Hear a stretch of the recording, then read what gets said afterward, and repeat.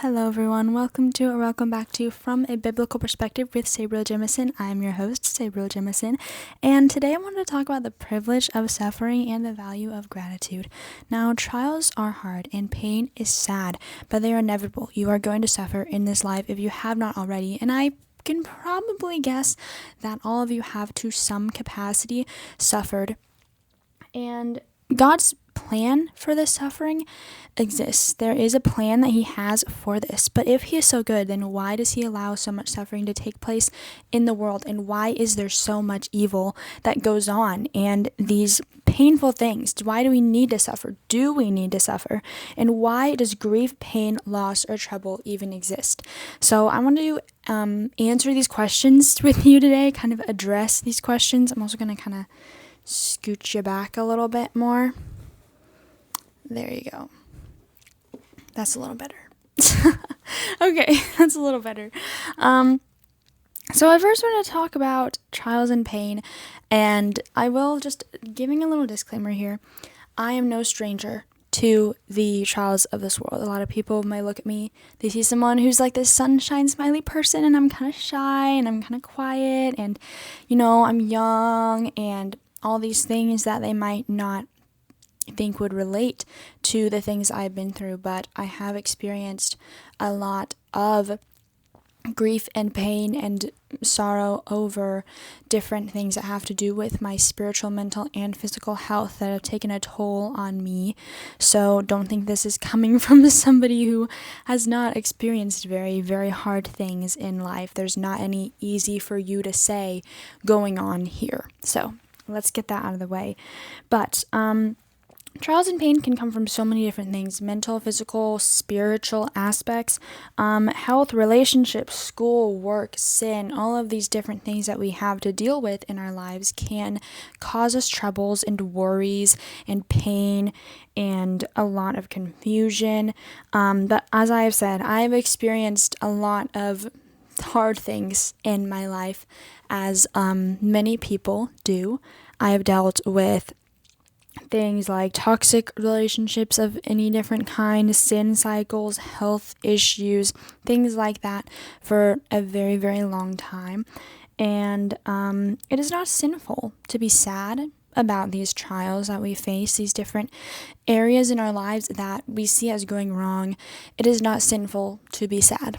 God gave us the emotion of sadness, and he gave us every emotion, so none of the emotions are inherently sinful to have, but what you do with that emotion does make the difference there.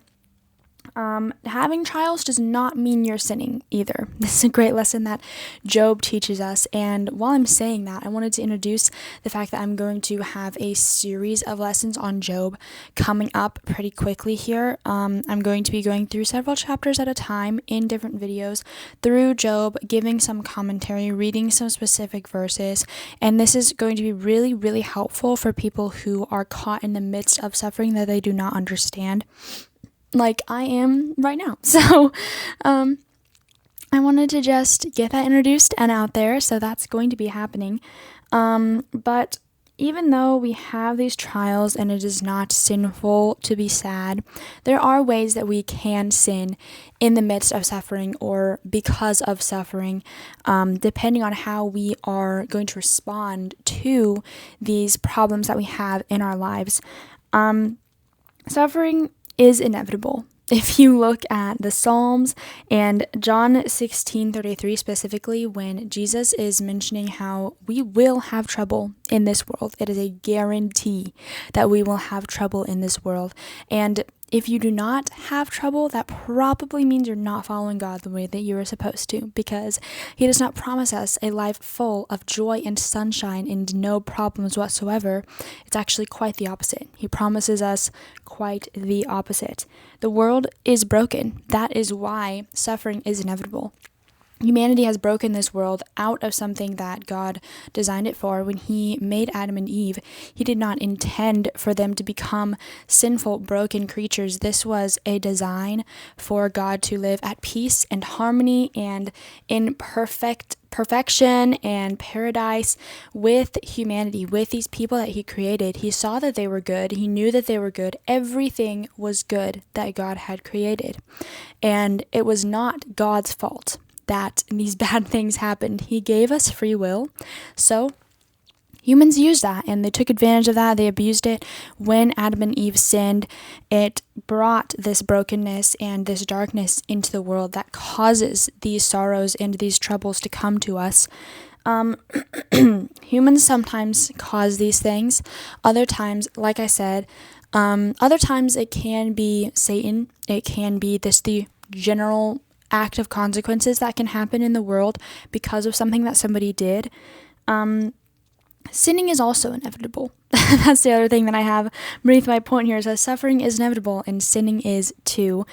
This is going to happen to us. We're going to sin because we are imperfect people. So do not be automatically discouraged if you feel tempted to be sinful when you are going through something really, really hard.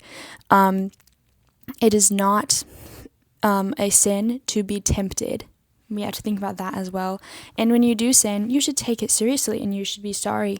But you should also acknowledge the fact that God's grace can cover you when you are truly repentant and obedient to him. So getting your plan of endurance before the hard times come is a vital, vital thing that I want to mention first of all, before I go into anything else. Getting a plan of endurance before these things happen to you is going to make you feel prepared. It is going to give you a game plan when things inevitably go astray, like I said. And Ecclesiastes talks about this a lot in many different ways, but specifically in chapter 12, it is talking about in the days of your youth, remember your Creator. Like in the times where things are going well or you're at a new beginning, remember your Creator, remember your God, remember the things that he has taught you. Build these ways to deal with the sufferings that are going to come because, as I said, it will happen. So building that game plan is going to be really, really helpful because I will say I did not do that. I had just tremendously phenomenal health all the way from the time that I was a baby until I was 14 years old. And when I started having these health problems and these crises and other things that were going on while that was happening, I felt completely out of control. I felt so lost because I did not know what to do when hard things happened. I had had a very easy, loving, joyful childhood that was very peaceful.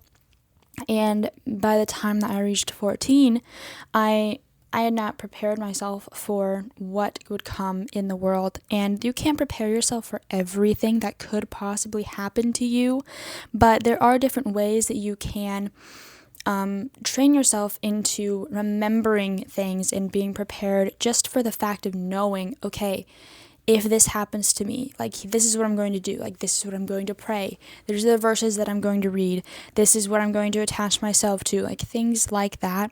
You really need to build those up for those just in case scenarios. You don't need to do it super fearfully, but do it to be intentional about it. So the first question that I have on here is, how does God fit into all of this? I was just talking about suffering and pain and how all these things are going to happen. How does God fit into all of this? Well, I was already telling you he did not intend for suffering. When we read about creation in Genesis 1, he created all of these beautiful, amazing things, and all of them were good. He did not create anything that was evil. He cannot create evil. He's completely good. And in the beginning was only light, and darkness came pretty quickly after that, because of the sin and the fact that even God's angels have free will, and Satan was one of them who decided to go against what God wanted and brought humanity with him in that. He allows that free will, so that means that sin can produce trouble in our own life when we choose to sin, or others' sin can produce trouble in other people's lives as well. Sin can affect much more than just you, and it almost always does in some way or another. Reaction to trials that we cannot control also can happen. These trials can happen that we can't control. Like I said, it could be the natural consequences of the way of the world. It could be something that Satan is doing. But we can also remember that he allows and offers help. It's not like he's leaving us to this. He's going to let us have free will. He's going to let us face these trials so that we can grow. But he gives us his help through his word, his promises that he has, especially in Romans 8:28, which is a verse that I have really, really held on to, which speaks about how God intends everything for good for the people who love him. And this is a promise that he has for us. And we can know from his word, we have these promises like that one. We have these good life decisions that he wants us to make that are going to lead us to have a more beneficial and more peaceful, joyful life, even though that does not mean that nothing terrible is going to happen to us. There's going to be plenty of things, like I said, but we can know that there are these life decisions that are going to produce more of this happiness and peace and a much more well-rounded life than if we were to not obey God's word. Fellowship is another thing that he offers. This offers some encouragement and resilience. It offers help and support when you have fellowship with your fellow brothers and sisters. This is something that God really, really encourages. He encourages friendship. He encourages family. He encourages you to have people around you that are going to help you get through something. And wisdom is another offer that he gives. Anyone who asks for God for wisdom, he's going to give it to them. That is a promise that he gives us in James. This can come through the advice of others, or it can come through the research that you do, the knowledge that you gain from reading the Bible, different sources like that. He ever tells us what is gained, even when things are lost and troubles come. There's many things that are gained from trials. There's many things that are gained through the sufferings that we have, and he outlines those for us as well, and we can see them in our own lives too. You can know that you're counted worthy and strong when you're going through something really, really hard, because he's not going to tempt you beyond what you are able to endure. So if you feel like something is really difficult, that just means that he believes in you, and he's kind of bragging on you, when you when you do something and you're going through a life that's like, wow, this is so hard, that means that you're a very strong disciple, even if it doesn't feel like it sometimes. And that can be really, really encouraging to remember. It builds your character as well. I know that it's such an eye roll when people say it builds character, but it does. It builds your character. It builds you into a much more well-rounded person. It builds your empathy. It builds your knowledge. It builds your trust in God, and also your confidence in yourself when you know that you are pushing through these really hard things. You can become an example for other people as well. I cited specifically John 9 verse 3 for this, and just know that when you are going through something really, really difficult, there are people who are watching you, and they can be very inspired by the fact that you push through. Sometimes I like to think of the quote that I saw one time where it was like, maybe you were given this mountain to show other people that it can be moved, to show other people that God can work and change the situation, or that God can work and help someone in a situation, even if the situation does not change, especially not right away. This builds empathy, like I was saying. You can really connect much better with other people with other people when you are also struggling with things so difficultly like this. What words am I saying? Those are not real words. When you are struggling with something really difficult like this, especially when someone else is suffering through the same exact thing, for me, I definitely noticed this with the health problems that I had. I did not at all think about people that had health problems as much as I do now that I have my own, and I pray more specifically about those things, and I'm able to also help others and be empathetic for them, and they can be empathetic for me, and we can show each other how to conquer and endure and still believe in God and obey God through these really hard things that are going to come in life. It also builds the need to rely on God. If we had our lives that were just always so happy and safe and healthy and perfect, we would not be talking to God. People get this twisted a lot when they say, oh, well, I would be so thankful to God. I would be thanking God every day if I didn't have this or that anymore. But when you think about it, there's a lot of things that you don't have anymore, or that you don't have and never had, that you're not thanking God for right now. Like, how often do you thank God for the next breath that you're going to take? How often do you thank God that you can see or walk or hear or have these family members, or have the specific set of clothes that you really love, or have the specific food that you really like? When you've always had it, it's much more difficult to recognize the fact that these things are deep blessings, and your reliance on God really grows when you don't have something, when you're wanting something, and you can trust Him much more because He hasn't done it yet. Trust does not come from seeing something done and you're like, okay, I trust you now. It's like, no, the trust has to come first, and then the result can come. This also grows the desire that we have for heaven, and it makes us realize the depravity of this world. Our desire for heaven is going to grow so much more when we have really, really hard things that are happening to us in this world, and it's going to make heaven just that much better for us. And we can look at that as our end goal when we are struggling through something and we feel like just, oh, this is too hard for me to keep obeying God even while I'm going through this thing. We can keep heaven in mind, and that is also really, really helpful. It encourages gratitude for what we are doing well and what is going well, because a lot of times I would find myself really living in the moment a lot more when I wasn't having a big problem with something in my health. I was a lot more grateful when things were going well, because there were so many times that things weren't. And that gratitude is really the best medicine. And that's what I want to talk about next, and how gratitude can help you as well through this suffering. And the main reason that I say that it is a privilege is because of all these benefits that can come from it, and the fact that it means God trusts you. It means that God has faith in your faith. It means that He knows that you can do this and you can overcome this. Gratitude really is the best medicine. I think of Proverbs 17 when I first think about this phrase about gratitude and medicine and things like that. So some of the best ways that you can practice gratitude is by praising and thanking God. The more that you do this, the more that you will believe it, and the more that you will recognize different reasons about why you should praise Him, why you should thank Him, the different things that are going on in your life that make Him so worthy of that. You probably have it better than you think, which is another thing that gratitude really brings into your perspective.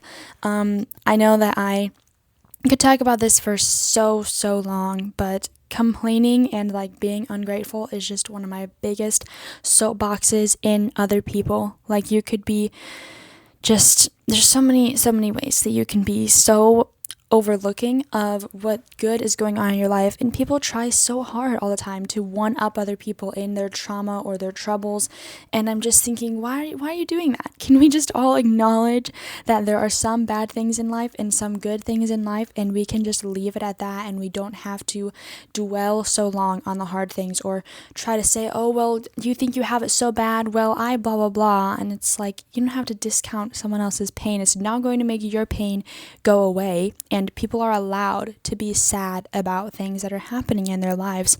But the fact that you have it better than you probably think is something that a lot of people don't want to hear, because for some reason they think it just discounts what's going on, and it doesn't have to. You can still think about how, yes, it's really sad that, I'll use myself for an example. It's really sad for me that I have daily health problems. I have daily chronic pain and chronic fatigue, or I'm really overwhelmed with schoolwork, or I'm super busy, or things like that.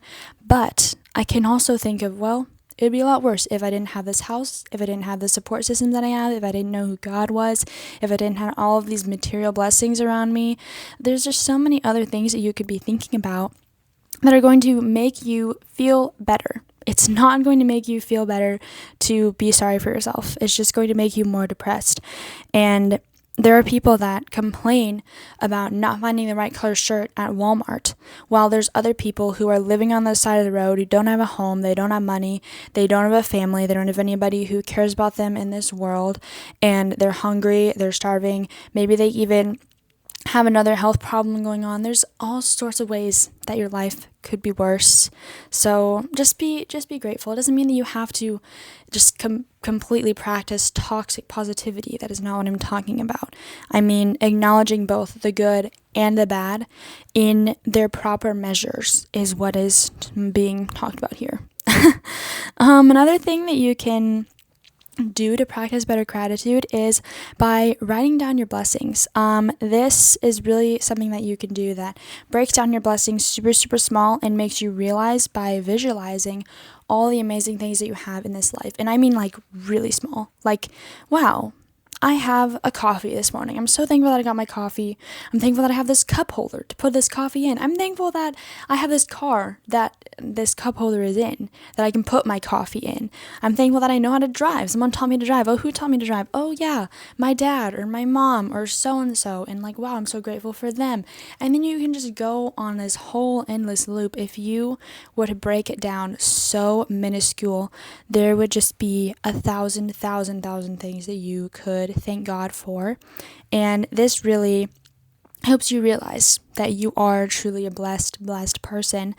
Randomly thanking God is another one. Just, you'll be driving the car and you're like, oh wow, that sunset looks really nice. Thank you, God, for letting me see the sunset. Or thank you for being such a great artist and you're so talented and whatever, Or like, wow, thank you for this food. Or, oh, thank you for the money that I got to buy this outfit. Like, I really like my outfit today. Just like throughout the day, there's different things that are going on. And if you catch yourself smiling about something, just say, oh, wow, thank you, God, for this or that person. And that really helps you focus on the good. Focus more on your life than others' lives. That is a big thing for gratitude. If you are focusing on all the good things that are going on in someone else's life without acknowledging the good things in your own life, that is going to produce jealousy and resentment and this lack of self-confidence and this lack of gratefulness because you're thinking way too much about what they have that you don't have. And you should be grateful for other people, but you should actually be grateful for them. You shouldn't be like, oh, well, woe is me, or I wish I had that, or whatever. That's not the same thing as being like, wow, I'm so glad that you did blah blah blah, or that's really cool, or whatever. You can do that while also being grateful for what you have too. That is also really important. God's blessings alone are enough to be grateful for, like the things that we inherently have. If there was somebody who had nothing, let's say they had literally nothing. They didn't have clothes, they didn't have very good health, they didn't have anybody that cared about them, they didn't have a house, they didn't have like anything at all. They still have something to be grateful for. If you are at the very bottom, you have something to be grateful for. Why is that? Because Jesus loves you, because Jesus died for you, because you can inherit a eternity full of joy and health and just this beautiful environment that is perfection.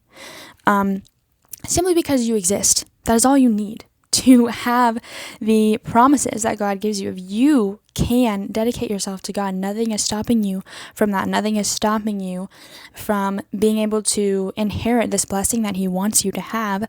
And the fact that Jesus died for you is just the greatest blessing. It's the greatest blessing we have, and sometimes it might be the only blessing that someone has, but it is still there.